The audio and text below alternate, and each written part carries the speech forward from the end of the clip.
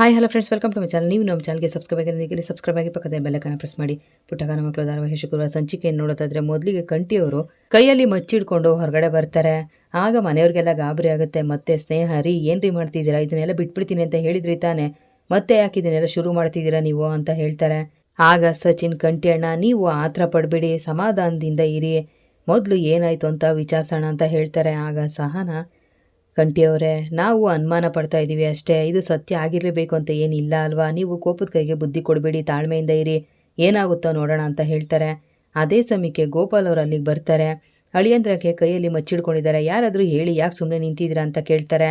ಆಗ ಸಹನಾ ಅವರು, ಅವ್ವ ಮನೇಲಿ ಎಲ್ಲೂ ಕಾಣ್ತಾ ಇಲ್ಲ, ರಾಧಾನೆ ಅವನಿಗೇನಾದರೂ ತೊಂದರೆ ಮಾಡಿರಬಹುದು, ಇವತ್ತು ರಾಧಾನ ನಾನು ಉಳಿಸಲ್ಲ, ಕೊಚ್ಚಾಗ್ತೀನಿ ಅಂತ ಹೇಳಿ ಕಂಠಿಯವರು ಮಚ್ಚಿಡ್ಕೊಂಡು ನಿಂತಿದ್ದಾರೆ ನೋಡಪ್ಪಯ್ಯ ಅಂತ ಹೇಳ್ತಾರೆ. ಆಗ ಗೋಪಾಲ್ ಅವರು ನಗ್ತಾ ಇರ್ತಾರೆ.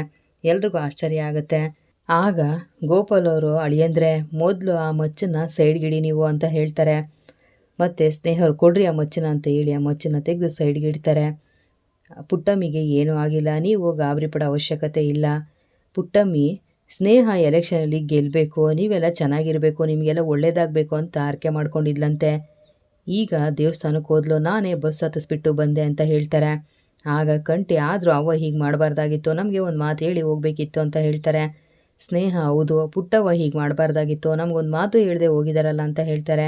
ನಿಮಗೆಲ್ಲ ಹೇಳಿದರೆ ನೀವು ಕಳಿಸ್ತಾ ಇದ್ರಾ, ಬೇಡ ಅಂತ ತಡಿತಾ ಇದ್ರಿ ಅಲ್ವಾ, ಅದಕ್ಕೆ ಪುಟ್ಟಮ್ಮಿ ಯಾರಿಗೂ ಹೇಳದೆ ಹೋಗಿದ್ದಾಳೆ ಅಂತ ಹೇಳ್ತಾರೆ. ಆಗ ಸಹನಾ, ನಮ್ಮವ್ವ ಒಂದ್ಸರಿ ನಿರ್ಧಾರ ಮಾಡಿದ್ಮೇಲೆ ಯಾರ ಮಾತು ಕೇಳೋದಿಲ್ಲ, ತಾನು ಅಂದ್ಕೊಂಡಿರೋದನ್ನ ಮಾಡೇ ಮಾಡ್ತಾಳೆ ಅಂತ ಹೇಳ್ತಾರೆ. ಆಗ ಸಚಿನ್, ಈಗೇನೋ ಟೆನ್ಷನ್ ಎಲ್ಲ ಕ್ಲಿಯರ್ ಆಯ್ತಲ್ಲ, ಈಗಾದರೂ ನಾವೆಲ್ಲ ಸ್ವಲ್ಪ ರೆಸ್ಟ್ ಮಾಡಬಹುದು, ಎಲ್ಲರೂ ಸ್ಮೈಲ್ ಮಾಡಿ, ಯಾಕೆ ಇಷ್ಟೊಂದು ಸೀರಿಯಸ್ ಆಗಿದ್ದೀರಾ ಅಂತ ಹೇಳ್ತಾರೆ. ಆಗ ಸುಮಾ, ನಮ್ಮ ಬಾವ ಕೋಪ ಬಂದರೆ ಶಿವಣ್ಣನ ಥರ ಕೈಯಲ್ಲಿ ಮಚ್ಚಿಡ್ಕೊಂಡು ನಿಂತ್ಕೊಂಡು ಬಿಡ್ತಾರೆ ಅಂತ ಹೇಳ್ತಾರೆ. ಆಗ ಗೋಪಾಲ್ ಅವರು, ಇದೇ ಖುಷಿಗೆ ನಾನು ಹೋಗಿ ಸ್ವೀಟ್ ಮಾಡ್ಕೊಂಡು ಬರ್ತೀನಿ ಅಂತ ಹೇಳಿ ಒಳಗಡೆ ಹೋಗ್ತಾರೆ. ಆಗ ಸ್ನೇಹ ಕಂಠಿ ಕಿವಿ ಹಿಂಡ್ತಾರೆ. ಇದನ್ನೆಲ್ಲ ಮಾಡಲ್ಲ ಅಂತ ಹೇಳಿದ್ರಿ, ಯಾಕ್ರಿ ಮಾಡಿದ್ರಿ ಅಂತ ಕೇಳ್ತಾರೆ. ಆಯಿತು ಬಿಡಿ, ಇನ್ನೊಂದ್ಸರಿ ಮಾಡಲ್ಲ ಅಂತ ಕಂಠಿ ಹೇಳ್ತಾರೆ. ಆಗ ಸ್ನೇಹ, ಮಾಡಿದ್ರೆ ಏನು ಮಾಡಲಿ ಅಂತ ಕೇಳ್ತಾರೆ. ಆಗ ಸುಮಾ, ಆಗ ಬಾವ 100 ಬಸ್ಗೆ ಹೊಡಿತಾರೆ ಅಂತ ಹೇಳ್ತಾರೆ. ಎಲ್ಲರೂ ನಗ್ತಾ ಇರ್ತಾರೆ. ಮತ್ತೆ ಇಲ್ಲಿ ನಂಜಮ್ಮ, ಇಲ್ಲ ಚಂದ್ರು, ನೀನೇನು ಹೇಳಿದ್ರು ನಾನು ನಂಬಲ್ಲ, ನನ್ನ ಮಗ ಅಷ್ಟು ಕಟುಕ ಅಲ್ಲ ಅಂತ ಹೇಳ್ತಾರೆ. ಇಲ್ಲ ಅಮ್ಮ, ನಾನು ಹೇಳ್ತಾ ಇರೋದೆಲ್ಲ ಸತ್ಯ, ನಾನು ಕೊಲೆ ಮಾಡಿದ್ದೀನಿ, ಈ ಸತ್ಯ ನಿನಗೆ ಹೇಳೋಕ್ಕಾಗದೆ ನಾನು ತುಂಬ ನೋವು ಅನುಭವಿಸ್ತಾ ಇದ್ದೆ, ನಾನು ಒಳ್ಳೆಯವನಲ್ಲ, ನಾನು ಪಾಪಿ ಅಂತ ನಡೆದಿರೋ ಎಲ್ಲ ವಿಷಯನೂ ಹೇಳ್ತಾರೆ. ನಂಜಮ್ಮನಿಗೆ ಬೇಜಾರಾಗುತ್ತೆ, ಅವರು ಕಣ್ಣೀರಾಗ್ತಾ ಇರ್ತಾರೆ.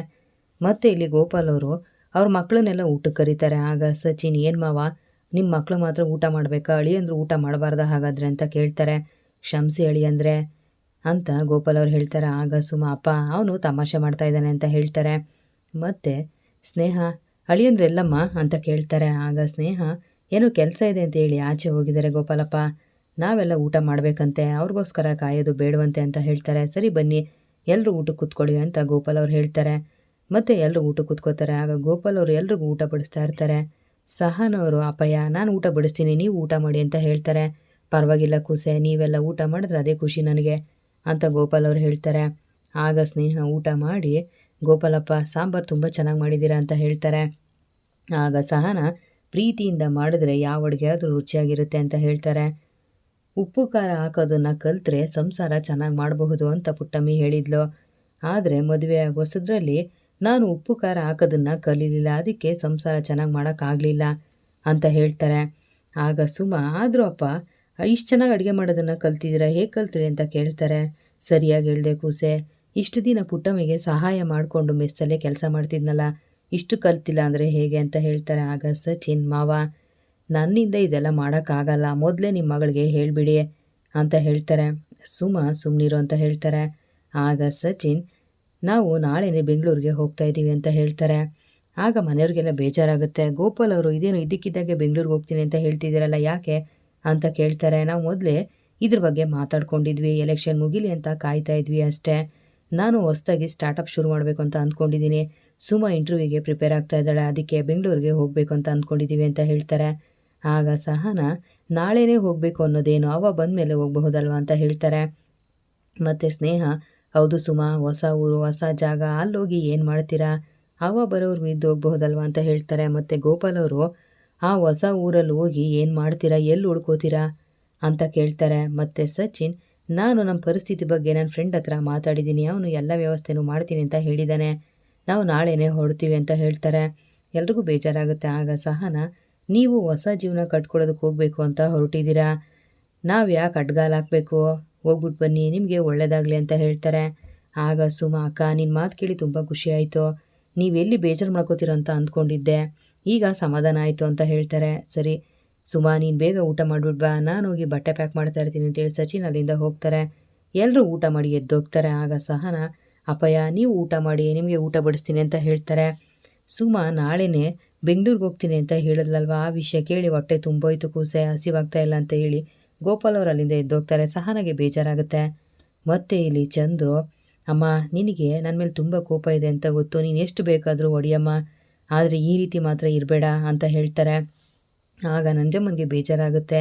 ಎಂಥ ಕೆಲಸ ಮಾಡಿ ಬಂದಿದೆಯೋ, ನನ್ನ ಬಂಗಾರಿಗೆ ಬದುಕಿದ್ದಾಗ ನಾನು ತುಂಬ ತೊಂದರೆ ಕೊಟ್ಬಿಟ್ನಲ್ಲ ಅಂತ ನಾನು ಸಂಕಟ ಅನುಭವಿಸ್ತಾ ಇದ್ದೀನಿ. ನೀನು ನೋಡಿದ್ರೆ ಊರೇ ಮೆಚ್ಚೋ ತಾಯಿನ ಕೊಂದು ಬಂದಿದ್ದೀನಿ ಅಂತ ಹೇಳ್ತಿದೆಯಲ್ಲ, ಇಂಥ ಕೆಲಸ ಮಾಡೋದಕ್ಕೆ ನಾಚಿಕೆ ಆಗಲ್ವಾ? ನೀನು ಇಂಥ ಕೊಲೆಗಾರ ಅಂತ ಗೊತ್ತಿದ್ದಿದ್ರೆ ನೀನು ನನ್ನ ಹೊಟ್ಟೆಲಿದ್ದಾಗೆ ನಿನ್ನ ಸಾಯಿಸ್ತಾ ಇದ್ದೆ. ನೀನಿಂಥ ಕೆಲಸ ಮಾಡ್ತೀಯ ಅಂತ ಅಂದ್ಕೊಂಡಿರಲಿಲ್ಲ. ನನ್ನ ಮಗ ತುಂಬ ಒಳ್ಳೆಯವನು ಅಂತ ನಾನು ಅಂದ್ಕೊಂಡಿದ್ದೆ, ಆದರೆ ನೀನು ರಾಕ್ಷಸ ಅಂತ ಗೊತ್ತಿರಲಿಲ್ಲ. ಪಾಪ ಕಣೋ ನೀನು ಹೆಂಡ್ತಿ, ನನ್ನ ಗಂಡ ದೇವ್ರಂತವನು ಅಂತ ನಂಬ್ಕೊಂಡಿದ್ದಾಳೆ. ಅಂಥವಳಿಗೆ ಮೋಸ ಮಾಡೋದಕ್ಕೆ ನಿನಗೆ ಮನಸ್ಸಾದರೂ ಹೇಗೋ ಬಂತು?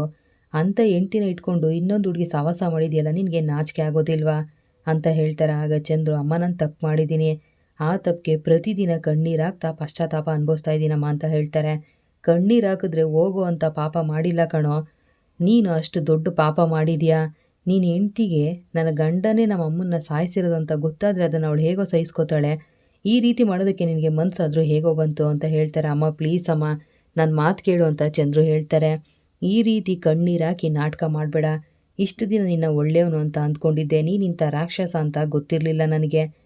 ನಿನ್ನಂಥವನ್ನ ನನ್ನ ಮಗ ಅಂತ ಹೇಳೋದಕ್ಕೆ ಅಸಹ್ಯ ಆಗ್ತಾ ಇದೆ ಅಂತ ನಂಜಮ್ಮ ಹೇಳ್ತಾರೆ. ಅದೇ ಸಮಯಕ್ಕೆ ಓಸು ಅತ್ತೆ ಅಡುಗೆ ಎಲ್ಲ ರೆಡಿ ಇದೆ, ಊಟಕ್ಕೆ ಬನ್ನಿ ಅಂತ ಹೇಳ್ತಾರೆ. ಬಂದೆ ಅಂತ ನಂಜಮ್ಮ ಹೇಳ್ತಾರೆ. ನೋಡೋ ನಿನಗೆ ಕೈ ಮುಗಿತೀನಿ, ನಾನು ಸೊಸೆ ದೇವ್ರಂತವಳು, ಯಾವುದೇ ಕಾರಣಕ್ಕೂ ಅವಳಿಗೆ ಈ ಸತ್ಯ ಹೇಳಬೇಡ, ಅವಳ ಮನ್ಸಿಗೂ ನೋವು ಕೊಡಬೇಡ ನೀನು ಅಂತ ಹೇಳಿ ಅಲ್ಲಿಂದ ಹೋಗ್ತಾರೆ. ಚಂದ್ರಿಗೆ ಬೇಜಾರಾಗುತ್ತೆ, ಅವರು ಕಣ್ಣೀರಾಗ್ತಾ ಇರ್ತಾರೆ. ಇಲ್ಲಿಗೆ ಪುಟ್ಟ ಕನ್ನಡ ಮಕ್ಕಳು ಧಾರಾವಾಹಿ ಶುಕ್ರವಾರ ಸಂಚಿಕೆ ಮುಕ್ತಾಯ ಆಗುತ್ತೆ. ಮುಂದೆ ವಿಡಿಯೋಗಾಗಿ ದಯವಿಟ್ಟು ನಮ್ಮ ಚಾನಲ್ ಸಬ್ಸ್ಕ್ರೈಬ್ ಮಾಡಿ, ವಿಡಿಯೋ ಲೈಕ್ ಮಾಡಿ, ಶೇರ್ ಮಾಡಿ. Thank you.